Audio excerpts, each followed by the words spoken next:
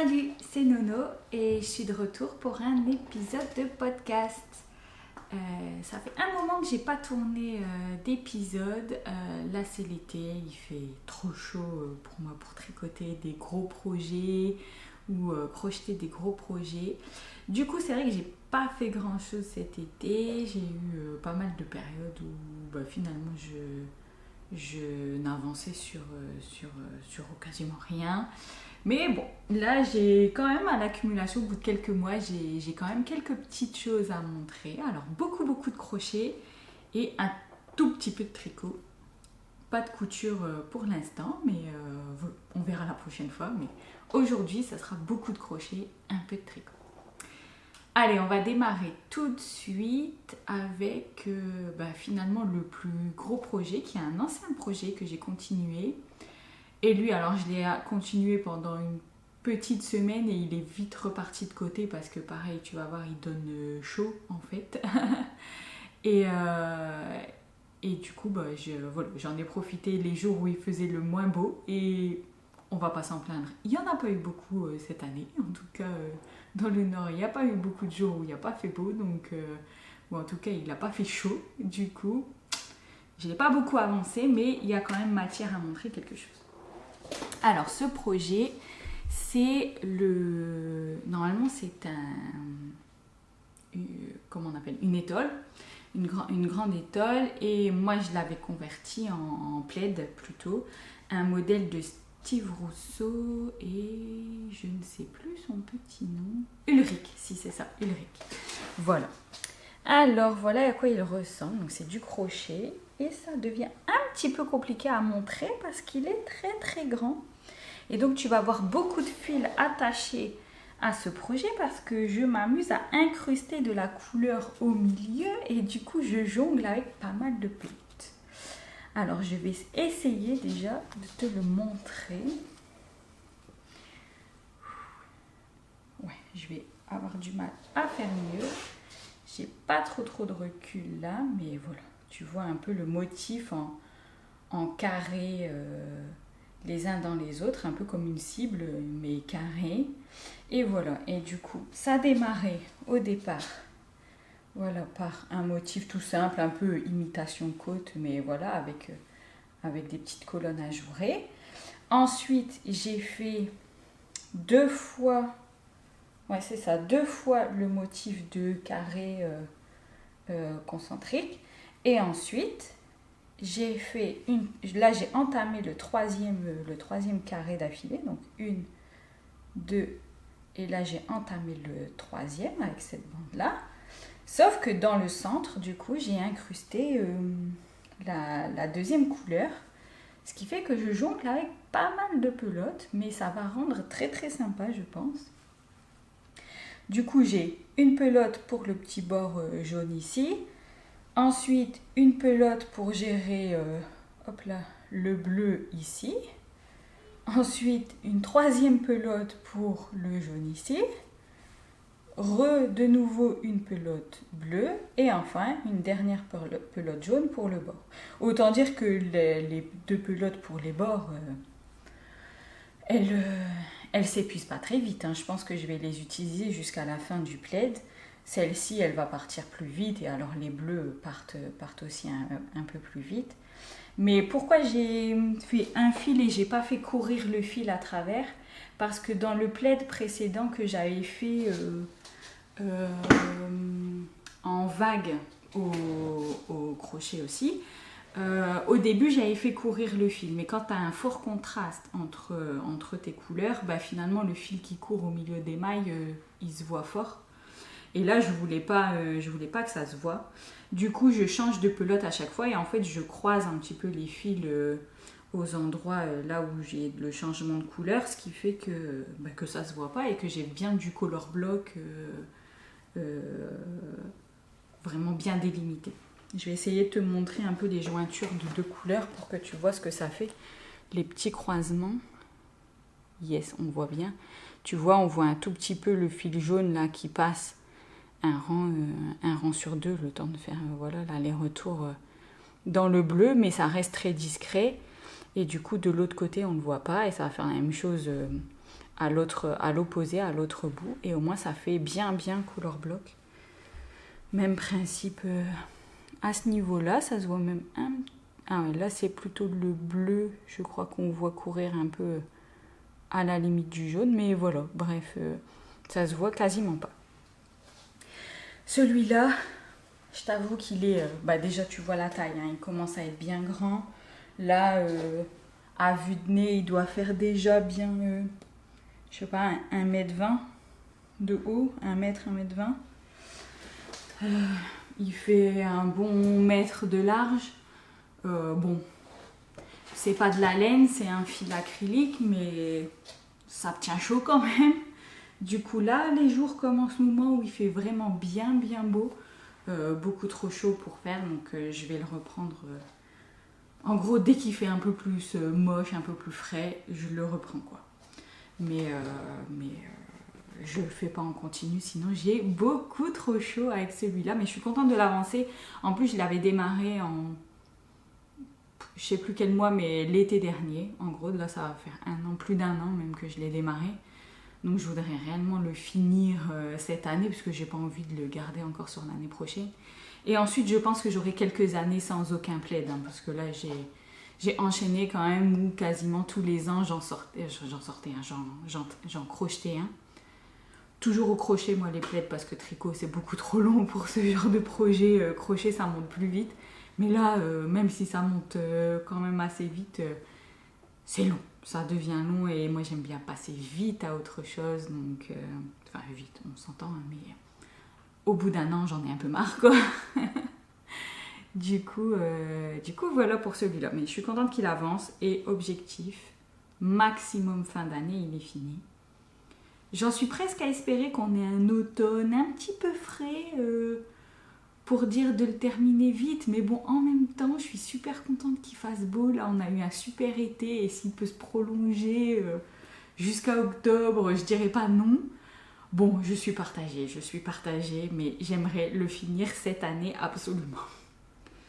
Et il n'est pas pour moi, en plus il est pour une de mes sœurs. Et depuis le temps que je l'ai démarré, elle avait oublié qu'il était pour elle en plus. Donc bon, vraiment il faut que je le termine. Par rapport au fil, je t'en parle rapidement. C'est un fil de cheval blanc, c'est du 100% acrylique.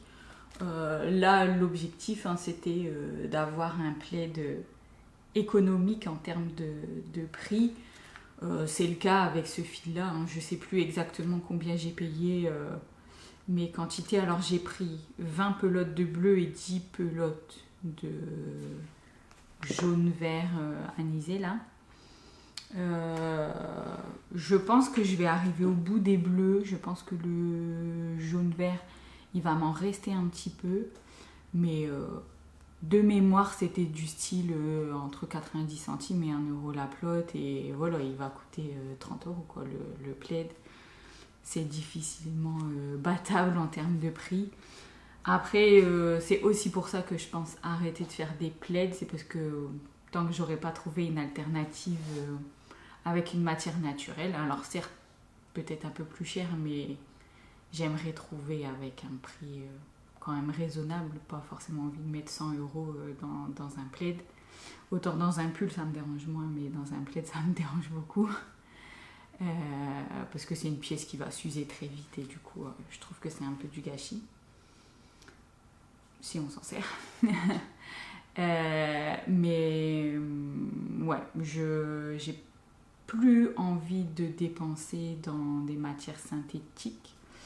Du coup, voilà, je réfléchis, j'ai déjà fait quelques recherches. Pour l'instant, j'ai pas trouvé de fil vraiment qui m'ont tenté de faire un plaid en matière naturelle parce qu'à chaque fois, ça revenait vraiment très cher, je trouvais. Donc pour l'instant, je passerai mon tour pour les plaids, alors que j'aime bien en faire, mais bon, là déjà j'ai eu ma dose et en plus au niveau matière, je m'y retrouve pas. Mais voilà, au moins là, version économique, en tout cas, il a cet avantage-là et un peu pimpé avec le jeu de couleurs, parce que normalement il est tout uni ce modèle-là, donc ça c'était un petit twist et en même temps un petit défi que ma soeur m'avait lancé. Ok, je veux un plaid un petit peu plus léger que le gros que tu m'avais fait avant, mais je veux plusieurs couleurs dedans. Ok. Défi relevé. Après ça, du coup, quelques jours où il a fait un peu moche début de l'été, mais vraiment quelques jours, hein, c'était l'histoire d'une semaine où je pense où je me suis remise bien dessus. Et après ça, les chaleurs sont bien revenues. Encore une fois, ça fait plaisir. Et du coup, là, il fallait tout petit projet. Tout petit projet, pas un truc qui tient chaud sur soi. Et quelque chose qui va vite. Parce que du coup, quand j'ai chaud comme ça, j'ai besoin de m'occuper les mains. Ne pas faire du tout de tricot ou de crochet, c'est pas trop concevable. Alors, il y a toujours des périodes où j'en fais moins, mais vraiment pendant une durée prolongée, j'ai du mal. Ça fait partie de mon rythme et c'est ce qui me permet de me détendre. Donc, c'est indispensable. Par contre, là, il me fallait des petites choses à faire. Et j'avais dans mon stock des bobines. Alors là, c'est un reste que j'ai, mais des bobines de fil, je te montre l'étiquette. Je sais pas comment ça se dit, de hooked. Du fil à crocheter, mais en mode lanière, comme des lanières de jersey finalement. Je vais te montrer de plus près. Yes, il a du mal à faire le point. On va faire comme ça. Ah ouais, comme ça c'est bien. Tu vois vraiment des petites lanières de jersey. Et donc il se crochette avec un crochet 12, un crochet assez gros. Alors en tout cas c'est précisé 10 à 12 je crois. Et moi je le fais 10 à 12 mm, mais moi je fais avec du 12, je préfère le rendu. Et j'avais cette couleur là et j'en avais deux autres, une couleur un peu plus sable et un peu comme celui-là mais très pâle. Et du coup, déjà je voulais un peu refaire la déco dans mon salon, en tout cas réassortir quelques accessoires à ma déco. Et j'aime bien, moi en dessous, j'ai une bonbonnière, un petit vase, tout ça sur ma table. Et j'aime bien mettre en dessous un genre de set de table rond, mais voilà, vraiment adapté à la taille du pot. Donc je me suis fait deux petits sets de table comme ça, ronds, tout simple. Ça tient en 3 rangs, voilà, 3 rangs de brides en rond. Voilà, vraiment des petits projets hyper rapides, du style en 1 heure, même pas, c'est fait. Voilà, pour passer une petite soirée, j'ai enchaîné les deux, c'était très bien. Méthode assez basique que j'ai apprise au travers de différents patrons au fur et à mesure. Tu montes 12, quelques mailles en l'air ou bien en cercle magique. Là, à ce moment-là, j'avais fait maille en l'air, mais après, j'ai fait une version cercle magique. Et tu fais 12 brides, la première bride étant 3 mailles en l'air. Et ensuite, tu doubles dans chaque, donc ça fait 24. Et au rang d'après, tu en fais 36. Et du coup, ça fait que ça s'agrandit au fur et à mesure. J'avais publié le petit tuto, on va dire, sur Instagram. Il faut que je le mette sur le blog, j'ai pas encore pris le temps de le faire, mais voilà. Mais c'est vraiment une méthode classique qu'on peut retrouver un peu partout. Mais elle a un petit défaut. Et du coup, après avoir fait ça, j'ai cherché une amélioration. Alors maintenant que je dis qu'il y a un petit défaut, je ne le retrouve plus comme par hasard. En fait, le démarrage du rang qui se fait avec des mailles en l'air, si je l'ai retrouvé. Alors c'est pas hyper flagrant, mais c'est vrai que quand on est en train de le faire, on le voit fort. Tu vois le rang qui est, hop là, comme ça, là ici. Il est un peu différent des autres parce que ce sont des mailles en l'air au lieu des brides. Alors avec ce fil-là, ça se voit moins parce que du coup, du fait que c'est du fil un peu plat, lamelle, le rendu est différent d'avec un fil bien rond où là, ça va se voir beaucoup plus la différence. Mais j'avais déjà fait avec des fils un peu plus classiques et voilà, on voit bien la différence de ce rang qui est en maille en l'air. Le deuxième présente le même défaut entre guillemets, on la voit là, la ligne, voilà. Et donc après ça, j'ai cherché comment améliorer ce truc-là et en fait je suis tombée sur une vidéo YouTube. Je crois qu'elle est en anglais, mais en fait c'est les sous-titrages, enfin les instructions écrites qui sont affichées en anglais, mais sinon c'est vraiment fait pas à pas et à une vitesse assez lente pour qu'on voit bien comment elle fait. Et du coup, j'ai eu l'idée de, je voulais refaire un rond, mais je voulais pas juste refaire un set, parce que moi j'en avais besoin que 2 pour ma petite déco. Et du coup, j'ai voulu faire autre chose. Et c'est là que j'ai eu l'idée de faire un petit sac pour l'été. Et il m'accompagnera en vacances, ça sera un peu son crash test, même si j'ai déjà eu l'occasion là, de le prendre plusieurs fois pour balader. Mais du coup, voilà, j'ai expérimenté ma fameuse nouvelle technique avec le cercle magique. Du coup, ça donne ce fond de sac que tu vois là. Donc déjà, le cercle magique fait que le centre, tu peux le resserrer à fond. Alors que quand tu commences avec des mailles en l'air, tu vois, ça va laisser un trou au milieu. Parce que tu peux pas resserrer une fois que tes mailles en l'air, elles sont là, voilà. Alors que le cercle magique, en fait, c'est tu crochettes autour de ton fil finalement que tu peux venir resserrer. Et voilà. Et aussi, tu vois, on voit beaucoup moins de démarcation. Alors, il y en a un petit peu. La ligne, on la voit... tac, tac, tac. On la voit un petit peu ici. On voit qu'il y a une légère différence, mais c'est beaucoup moins perceptible que la fameuse ligne de maille en l'air, là qu'on voit auprès de mon pouce, de tout à l'heure. Tac. Je vais me mettre bien dessus. Hop là. Et du coup, j'ai bien aimé cette technique. Je pense l'adopter. Alors, je ne l'ai pas encore retenu par cœur, donc là, je ne saurais pas te dire, mais je te remettrai le lien de la vidéo YouTube que j'ai trouvée sur ce sujet-là. Et vraiment, c'est sympa. Du coup, ça fait encore moins de démarcation. Voilà. Et on a vraiment l'impression que le cercle est fait totalement de brides. On ne voit pas les jointures entre les rangs. Et ensuite, donc comme je te disais, c'était un sac que je voulais faire.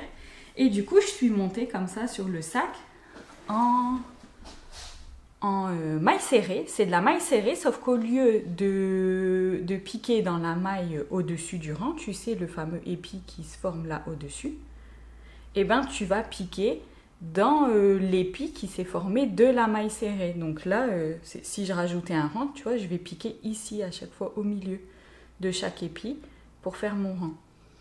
Et voilà, et c'est ce qui donne ce motif-là. Et je trouve qu'avec ce fil-là, en petite bandelette, ça rend super bien. J'ai prévu du coup des petits trous pour faire passer une lanière que j'avais celle-ci déjà dans mon stock. Je l'avais achetée il y a quelques années. Et puis voilà, ça donne un petit sac qu'on peut porter à l'épaule. Et j'ai pas voulu faire du tout de couture. Du coup, je l'ai même simplement... noué. Alors il faudra peut-être quand même que je fasse un point de couture. J'ai fait un nœud comme ça, ou bien il faudra que je regarde un peu les styles nœuds marins qui ne se défont pas facilement. Là j'ai fait un genre nœud de cravate, mais du coup ça coulisse un petit peu. Donc soit je trouve un nœud marin pour bien bloquer, soit qui ferait joli et qui resterait relativement plat quand même. Soit je fais un petit point de couture sur l'arrière pour pas que ça glisse au fur et à mesure du temps. Voilà, ce sera un peu plus sympa. Mais voilà, petit sac. Et du coup, comme il n'y a pas du tout de couture, que c'est une grande lanière, etc., moi j'aime bien le porter en bandoulière. Alors il est un petit peu grand, il faudrait peut-être réduire un tout petit peu la taille générale, ou bien dans ces cas-là que je tire justement sur mon nœud, que je le resserre. Mais je peux le porter aussi en bandoulière. Alors là, il est bas, tu le vois pas trop, tu vois juste le bord là, mais voilà.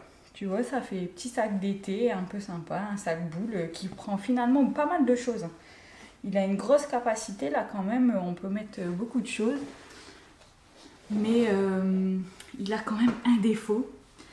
Un défaut, c'est le fond avec des brides. T'as vu les espaces qui se forment? Là, autant dire que ce crochet 12, il est énorme. Tu peux pas mettre un stylo dans ton sac, ça passe pas. Là, le stylo, il tombe, tu le perds. J'avais même mis, pour tester, quand j'avais tous mes accessoires de tricot, tout ça sous la main, j'avais mis une paire de ciseaux. Bon, t'as la paire de ciseaux qui sort, les pointes qui sortent. Pas top, pas top, pas top. Du coup, ça, si je voulais faire d'autres sacs, Et j'avais dans l'idée d'en faire d'autres pour ma boutique. Bon, je pouvais pas laisser ce fond comme ça. Donc là, pour le mien, pour moi, ça me va très bien. Ça me sert de petit sac fourre-tout quand on part balader. Bon voilà, ou pour les vacances, je mettrai mon petit encours tricot dedans. Voilà, ça ira très très bien. Mais du coup, pour la boutique, je voulais quand même une meilleure qualité. Enfin, en tout cas, une meilleure praticité pour ce sac. Et le fond, là, ça n'allait pas du tout. Et je voulais pas le doubler, je voulais pas qu'il y ait de couture dedans. Je voulais que ça reste un produit très très simple, modulable, voilà, facile à transporter, facile à... Tu vois, là, la lanière, tu veux en changer, ça se change super facilement. Tu le mets à l'épaule, en bandoulière, comme tu veux. Voilà, c'était ça l'idée, que ça reste modulable et simple. Et pas trop de matière dedans. Alors, j'ai pas encore pesé combien j'ai utilisé de fil au final, parce que tu vois, j'ai fait un peu color block, donc voilà, j'ai pas encore pesé le poids total du sac, mais voilà, le but c'était pas non plus d'augmenter artificiellement le prix avec une doublure qui sert à rien. Voilà. En tout cas, ça c'est le mien, c'est mon prototype et j'en suis super contente. Voilà, je l'ai déjà utilisé 2-3 fois. Je te dis, à part voilà, quand j'ai des petits accessoires, du coup je les mets plutôt dans une petite pochette, une petite trousse et c'est parfait. Et comme je te disais, il prend vraiment pas mal de choses et tu vois, il s'allonge finalement, il va se plier tout seul, il va s'allonger si jamais tu mets pas grand chose dedans ou que c'est des choses plates. Et si tu mets plein de choses, voilà, le fond va se remettre boule et il va être plutôt boule comme ça, voilà, en mode un peu bourse, un petit peu géante, quoi. Voilà. Vraiment, j'aime beaucoup et ça m'a tellement fait plaisir, donc que j'ai enchaîné. Et du coup, quand je l'ai vu comme ça, je me suis dit, en fait, la solution, elle est sous mes yeux. C'est que pour pas avoir ces trous-là, il faut que je fasse ce motif-là du dessus en épi, mes fameuses mailles serrées en épi. Il faut que je le fasse pour le fond aussi. C'était simplement qu'il fallait que je teste en rond, est-ce que ça fonctionne ou pas, j'avais jamais fait. Et du coup, j'ai testé, mais avec la même méthode que ce que j'utilise pour les brides, sauf qu'au lieu de démarrer à 12 brides dès mon premier rang, j'ai démarré à 6 mailles serrées, parce que 12 mailles serrées, ça faisait trop, j'arrivais pas à les faire. Ou en tout cas, je pouvais pas serrer le centre suffisamment, ça laissait un trou au milieu. Mais en faisant 6, ça marchait très bien. Et après, le principe est le même, c'est qu'au rang 2, tu doubles, au rang 3, tu doubles une maille sur 2, et au rang 4, une maille sur 3, etc., etc. Et du coup, j'ai fait une deuxième version qui n'a pas encore sa bandoulière, sa anse, mais le fond, je peux déjà te le montrer. Voilà, le fond est fait du même motif en épi. Et alors, on voit un peu des lignes apparaître un peu tout autour. Et c'est là où il y a les augmentations finalement, en fait. Et on voit un peu apparaître comme un hexagone finalement. Ouais, c'est ça, comme un hexagone qui s'élargit. Alors, j'avais peur que ça fasse trop anguleux, mais en montant, ensuite, quand tu t'arrêtes d'augmenter et que tu montes tout droit, ça radoucit tout et ça arrondit le sac naturellement finalement. Et là, il n'y a pas de trou. Mon crochet, il passe plus au milieu. Enfin, il passe si je force, mais mon stylo, là, je peux le mettre, il tombe pas. Donc ça, c'est cool. Donc après, si tu mets, par exemple, des aiguilles très très fines, etc., oui, ça reste un petit peu ajouré, ça reste de la grosse maille, donc ça va passer. Mais globalement, il est beaucoup plus hermétique que celui-là qui ne l'était pas du tout. Du coup, voilà, deuxième réalisation, qui celle-ci arrivera sur la boutique, je ne sais pas encore quand, puisqu'il lui manque sa bandoulière. Mais voilà, deuxième sac. Et du coup, en parlant de bandoulière qui manque, comment je vais faire cette bandoulière? Alors, je ne vais pas racheter le même type de sangle un peu tressée comme ça, décorative. Parce que, alors cette sangle, elle a une base en cordelet de coton, mais à l'intérieur, en fait, c'est un fil un peu plastique, un peu, matière synthétique, là. Et il y a une espèce d'enduit tout autour, où je sais pas trop ce que c'est. C'est jamais trop décrit vraiment dans les descriptions de ce produit-là. quand je l'ai retrouvé sur le net. Du coup, ça me plaît pas trop parce que je sais pas trop comment c'est composé et je veux vraiment pas proposer, ou en tout cas le minimum du minimum possible de matière synthétique. Du coup, j'ai voulu trouver autre chose. Alors, j'ai cherché des sangles toutes faites en coton, etc. J'en ai une là, je peux montrer, c'est pas la bonne couleur, mais que j'ai utilisé pour d'autres choses, pour notamment les tote bags que j'avais fait au début de l'été, au printemps. Tu vois, c'est de la sangle assez classique. Hein. Bon, il a du mal à faire le point, mais en plus c'est super sombre, alors pas facile, voilà. Tac. Voilà, donc c'est de la sangle assez classique, mais ça fait pas hyper joli là pour un sac à main, je trouve. Autant un sac cabas, c'est pas gênant, c'est même classique pour un sac cabas, mais pour un petit sac à main, un petit sac comme ça, j'aimais pas trop. Et du coup, j'ai réfléchi à comment faire.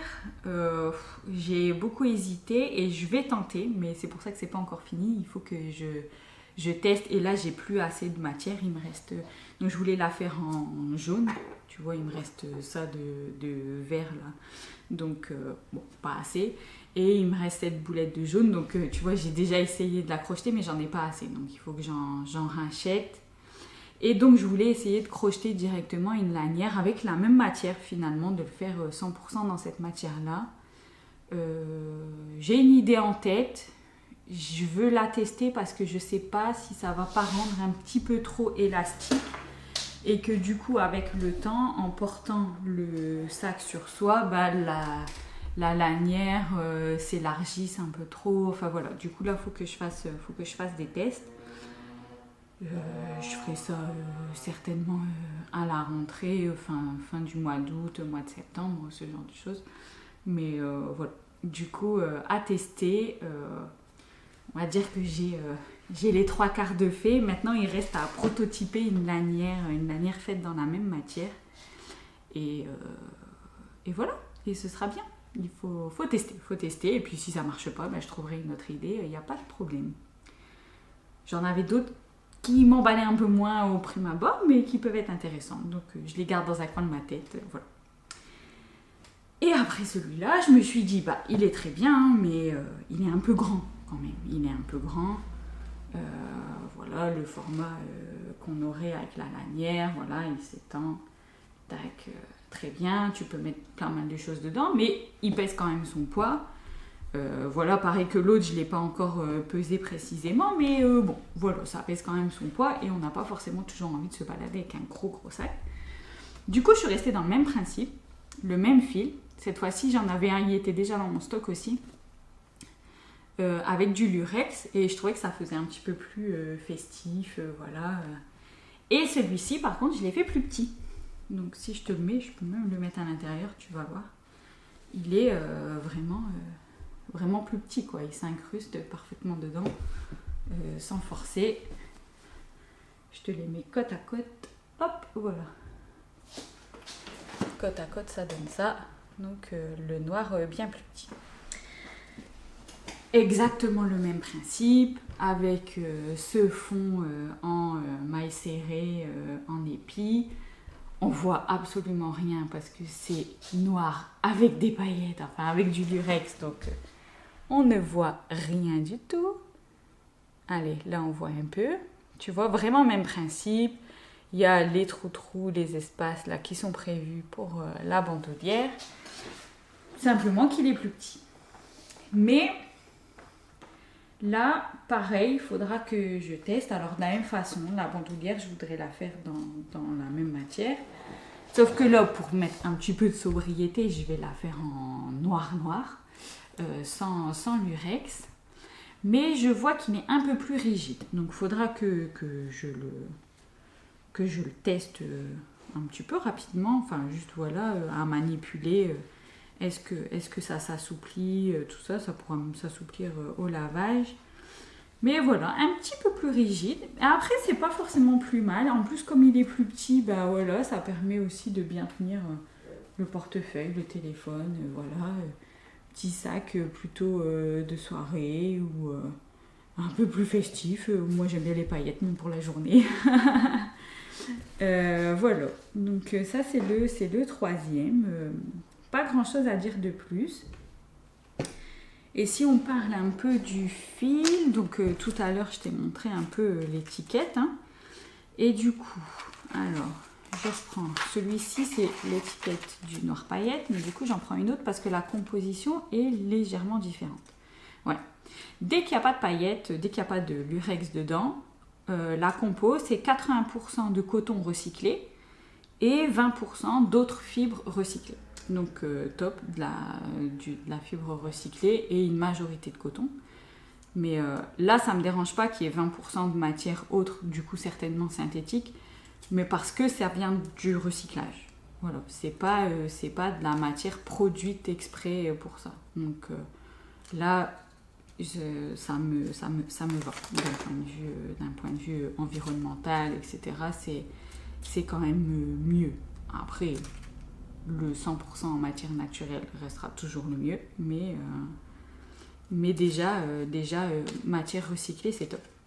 Et quand il y a du lurex, ça change un peu, du coup, on a 60% de coton recyclé, toujours 20% d'autres fibres recyclées et 20% de lurex, donc de ce petit fil métallique. Et on sent hein, dans le doigt, ça fait un peu rêche, c'est moins doux largement que celui-là.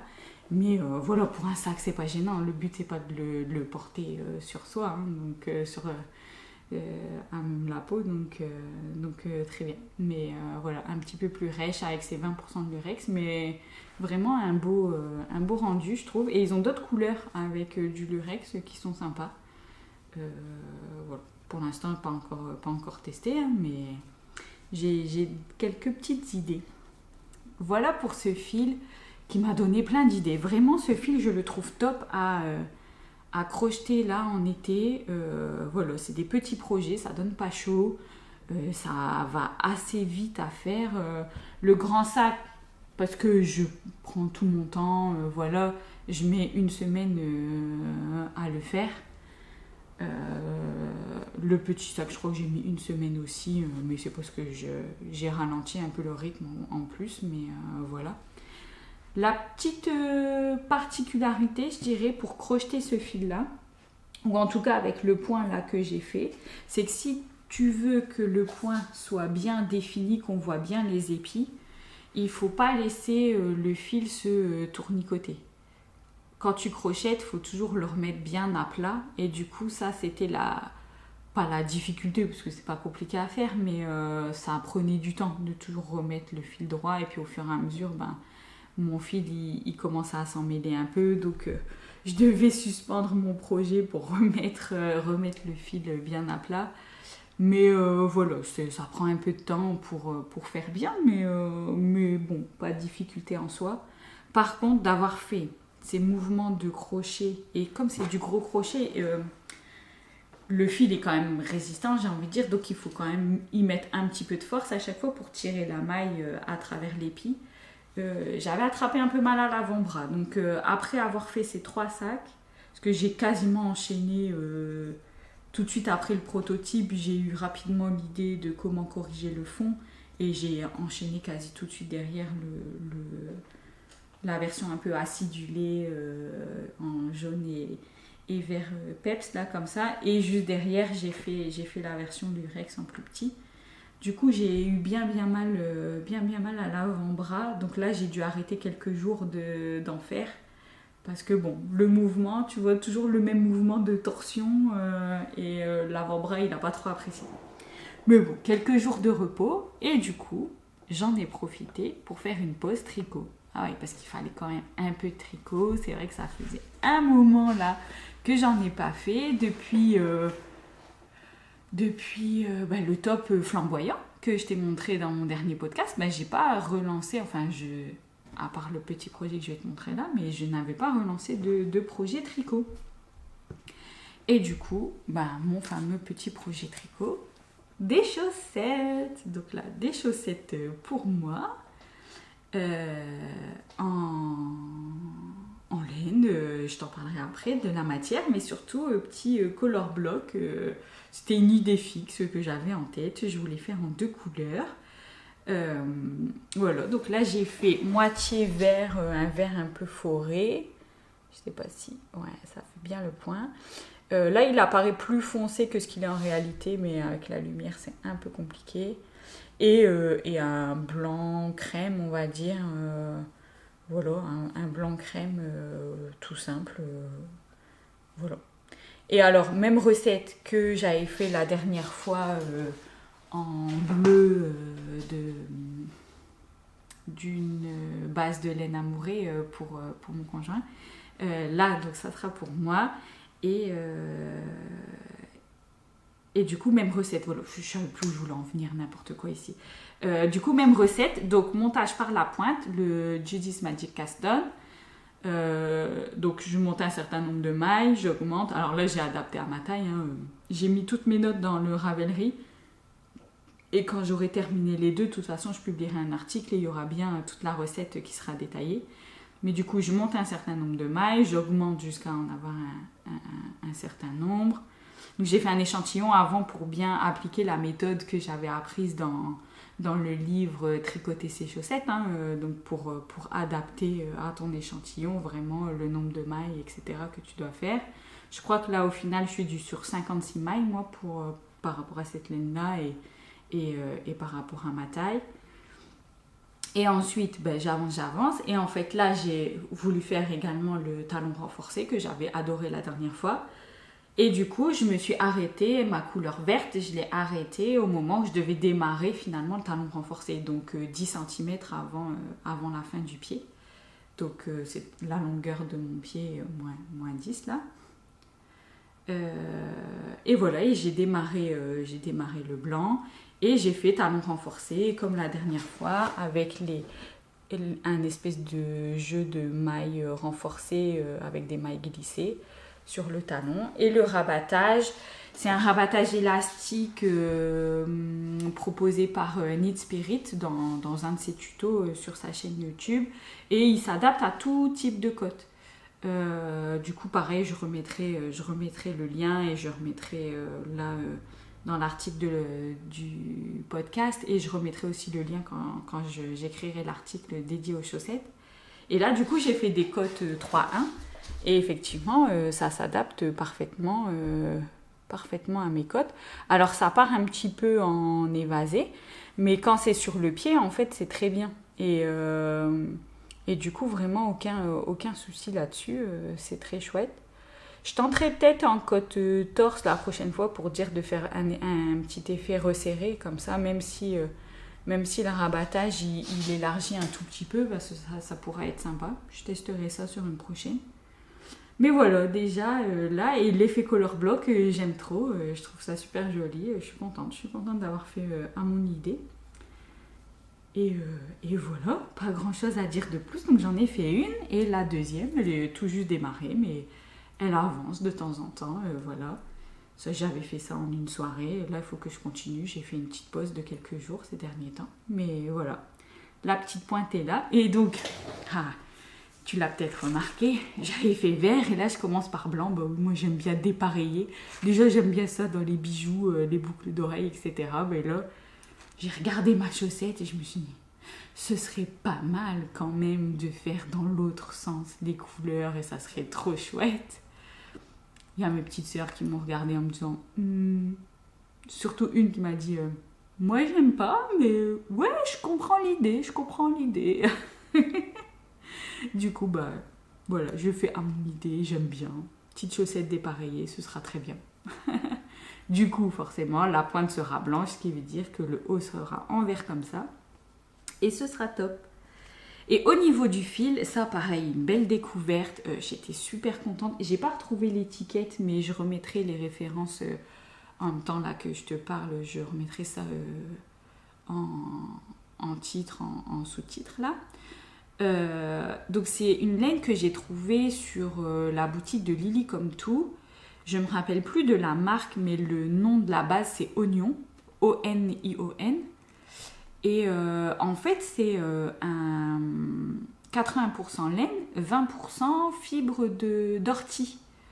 Et apparemment, l'ortie fait office de matière résistante au frottement, en fait ce que fait le nylon habituellement, mais qui est une matière synthétique. Et bien là on est en 100% naturel, sauf que c'est bien du fil à chaussettes, c'est fait pour, en tout cas fait pour des ouvrages qui vont subir des frottements, etc.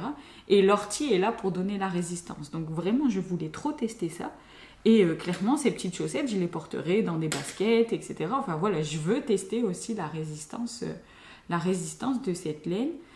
J'avais peur que ce soit, alors pas forcément parce que c'est de l'ortie, mais aussi même la laine, c'est pas forcément précisé quel type de laine. Alors elle est biologique, elle est organique. Du coup, ça c'est top. Franchement, ça c'est vraiment top. Mais après, je savais pas quelle sorte de laine c'était. Je pense pas que ce soit du mérino. Enfin voilà, je pense que c'est de la laine de mouton classique, mais voilà, pas précisé. Et du coup, j'avais peur que ce soit un peu rêche. Et puis l'ortie, en fibre comme ça, tricoté, je savais pas ce que ça donnait. Je vais pas dire que c'est doux, mais ça ne pique absolument pas. Et j'ai déjà essayé ma première chaussette. Vraiment, ça ne m'a pas piqué du tout le pied. Alors, je l'ai pas gardé longtemps, c'était pour faire un essayage. Je l'ai gardé 2-3 minutes, voilà. Donc je verrai quand j'aurai vraiment la paire et que je la porterai sur des longues durées. Mais là, même à tricoter, à tenir à la main, ça ne pique absolument pas. C'est un peu sec, en fait, c'est un rendu un peu sec, mais pas piquant du tout. Vraiment, je suis épatée. Et alors, si ça résiste réellement bien, alors il n'y aura pas zéro bouloche, hein, je pense, ça reste des chaussettes, hein, ça va subir des frottements, voilà. Mais si la paire elle se troue pas, que vraiment elle montre une bonne résistance comme les autres laines à chaussettes, vraiment excellente découverte. Hein. Et de mémoire, mais je sais plus bien, faudra que je vérifie, je crois que c'était autour de 6 € la pelote. Sachant que là tu vois pour des petites chaussettes, j'en ai déjà fait une entière. Voilà ce qui me reste de ma pelote blanche et voilà ce qui me reste de ma pelote verte. Autant dire que voilà, à L2 j'avais 100 grammes, 50 grammes chacune. Je pense que je vais largement pouvoir me faire 2 paires avec ces 2 pelotes en fait. Donc ça ramène à faire 6 € la paire finalement, enfin en matière première brute, hein, sans compter le temps passé dessus, etc. Mais en matière première, 6 € la paire de chaussettes, 100% naturel, le tricoté main. Je trouve ça pas mal pour de la laine biologique, voilà, pas de nylon. Donc vraiment, ce qui va être déterminant, c'est est-ce que vraiment ça résiste au frottement, est-ce que ça apporte vraiment une solidité dans le temps. C'est ça qui va déterminer ma conclusion. Mais top, vraiment jusque-là, très très belle découverte. Et voilà pour la petite pause tricot. J'ai pas d'autres projets tricot, mais il me reste un projet crochet, mais crochet un peu particulier. Voilà, mais du coup, pas plus en tricot pour l'instant. Alors je sais déjà ce que je vais faire après en tricot, mais j'attends vraiment là pour le coup qu'il fasse frais. Parce que donc j'ai enfin choisi mon prochain vêtement tricoté. Je voulais un gilet. L'année dernière déjà je voulais un gilet, mais je voulais un gilet long. C'était lequel? Le Rudge Coat, voilà, de Jorge Locatelli, que j'adore, que j'ai porté beaucoup l'hiver dernier. Mais là, je voulais un gilet, mais plus court, et j'en ai trouvé un qui me plaît vraiment bien chez Elong avec Anna. Si je ne dis pas de bêtises, et au pire je corrigerai là juste en bas si j'ai dit une bêtise, mais c'est le Minawe, un gilet donc plutôt court, pas crop, mais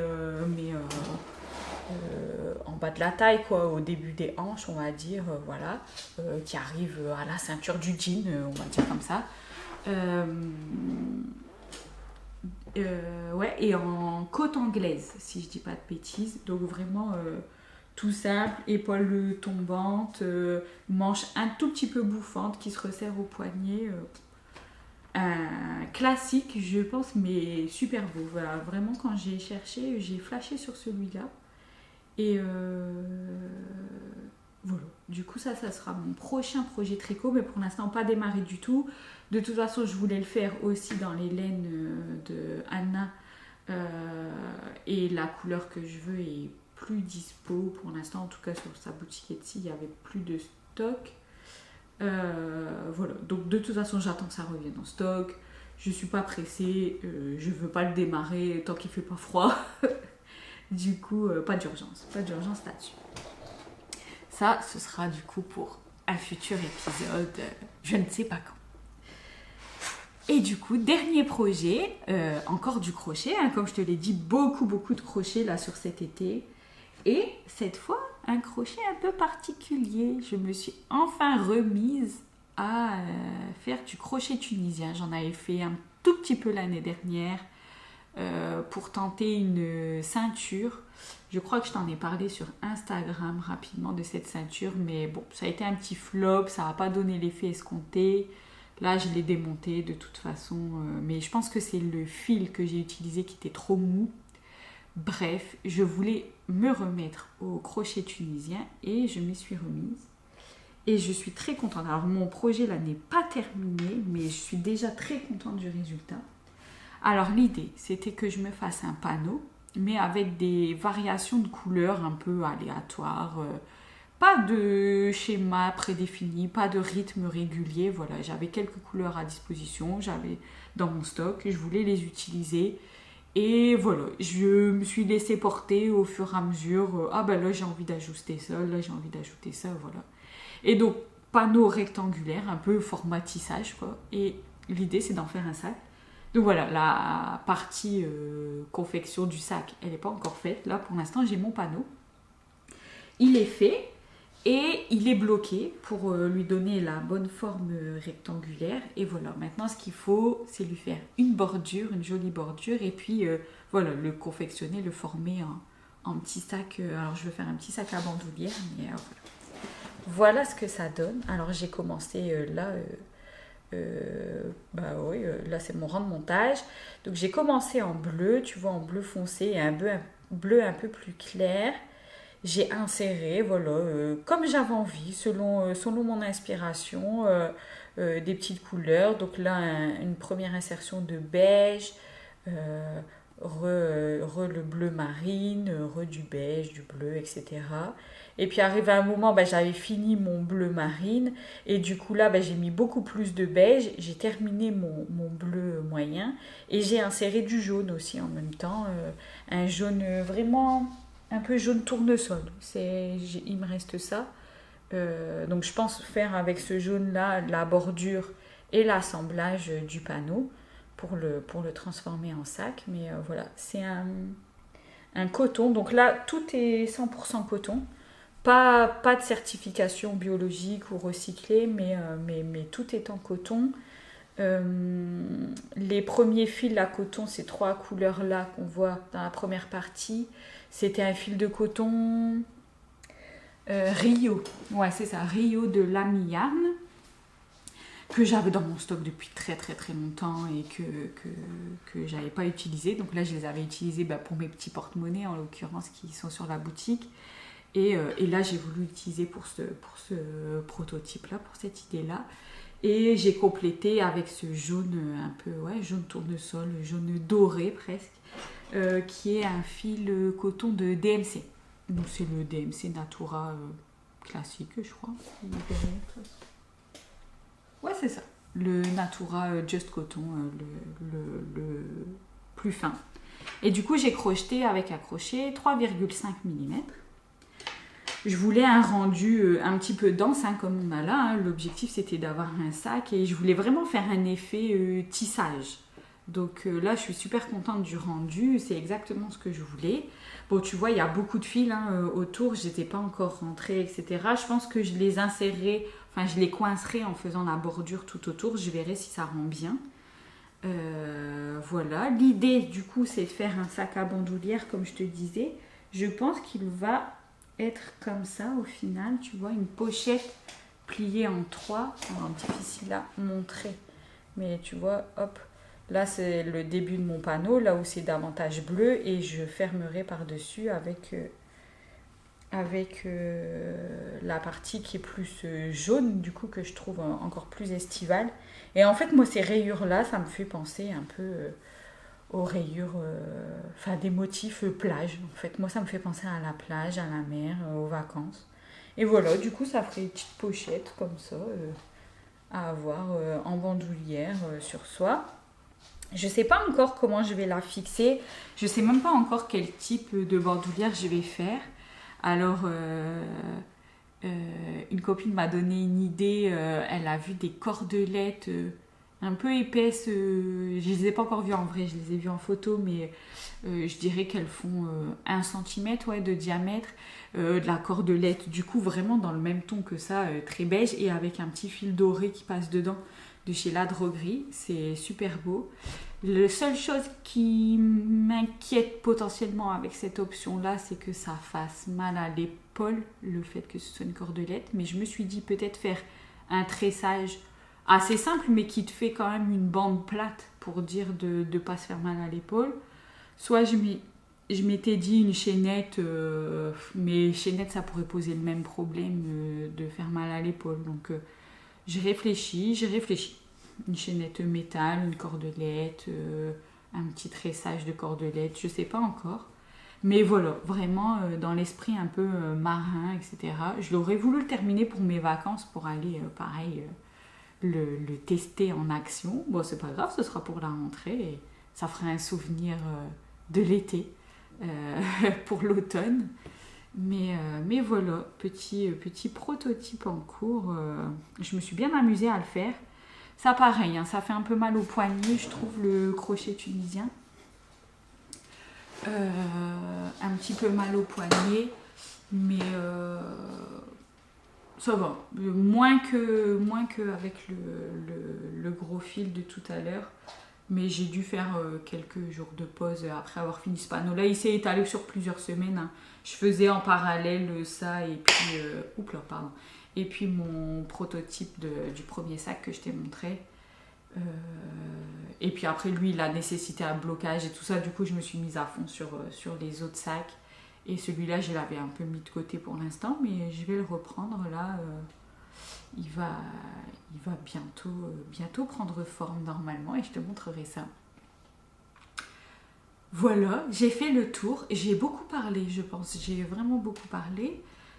J'espère que c'était intéressant, que les petits tests comme ça, les